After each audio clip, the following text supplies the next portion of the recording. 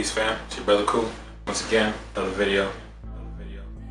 What's the topic today? Let's think about this. Oh, back to the ancestors.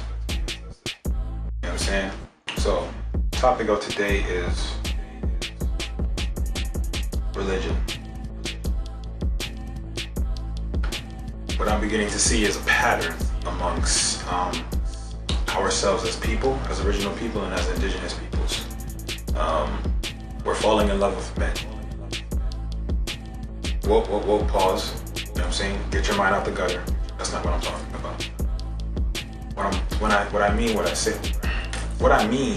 say that we're falling in love with men is that we're idolizing men and putting men on pedestals rather than observing what they did. Rather than observing their works, we're observing the men. One thing Jesus said never to do. He said, don't worship me. He said, worship our Father who art in heaven. And don't pay attention to me physically as a man. Look at my works. Look at what I've left behind as an example. That's what he meant. But we want to still idolize Jesus. We still want to idolize Noble Drew. Okay? These are just men. These were just men who had idea, a divine thought, and they put it into action. Now, rather than us looking at the thought and how they put it into action and how we can improve on that and make the process more simpler, we want to stay and idolize the men. And then at the end of the day, which I've had a few more say to me via comments on some of my videos, you know, that my PSA New Paradigm video really rubbed some people the wrong way, which I knew it would. Nobody likes change, but that's okay. This is the time for change. All right?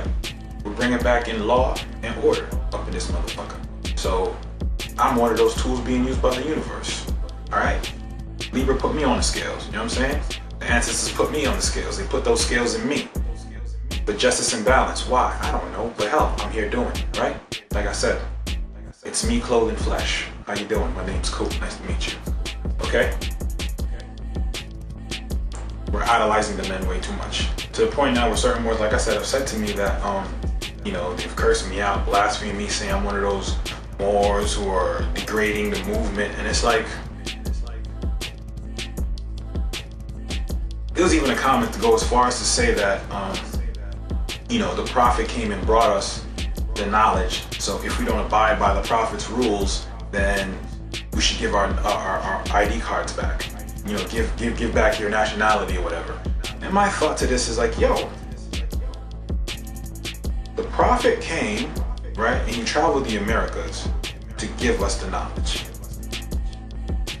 So what in the world would make you think that once he gives us the knowledge, we have to follow his orders or he takes the nationality back? So what you're saying is that a man supersedes my blood. Wasn't the point of bringing nationality to the people because they had the blood? Because it was their right to know this information if they so chose to accept it and then put it into action? So what does that have to do with me following the prophet's rules or not? Once again, you got me trying to follow a man. Do you see the pattern here?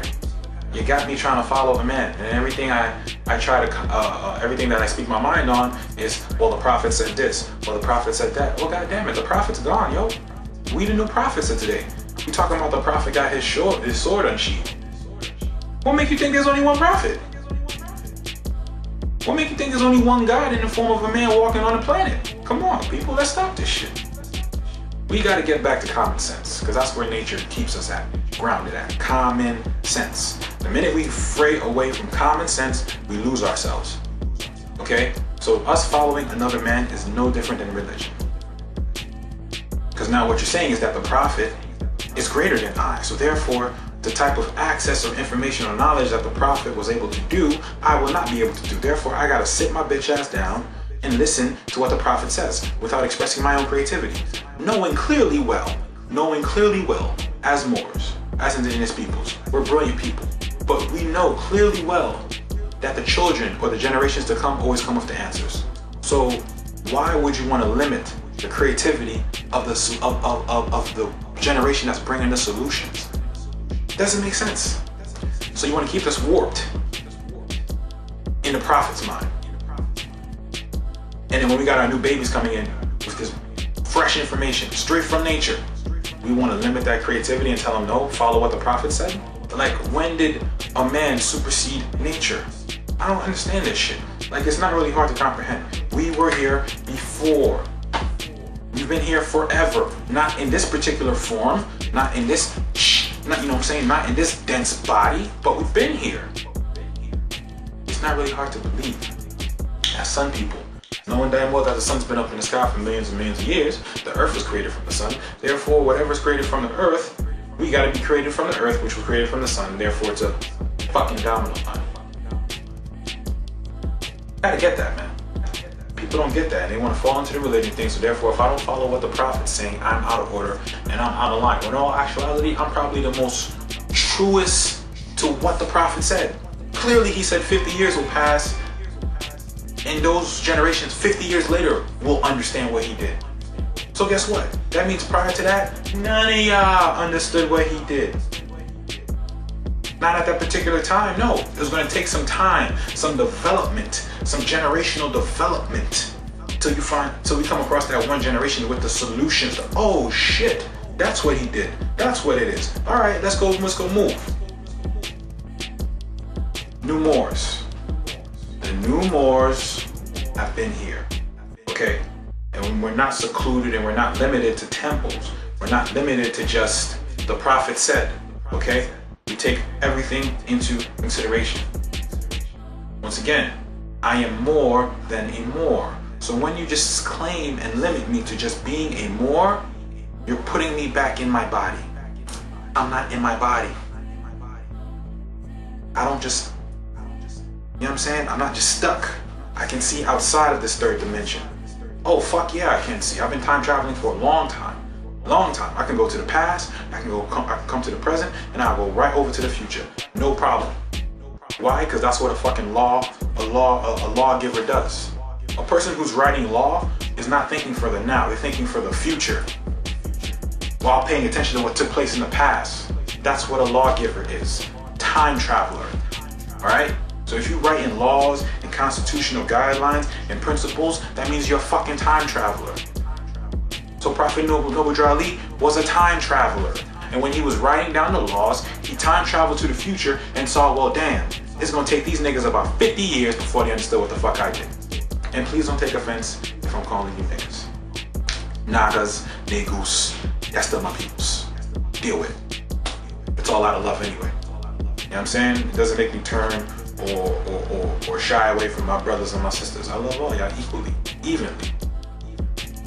But like I said, man, my biggest thing, my biggest pet peeve is religion.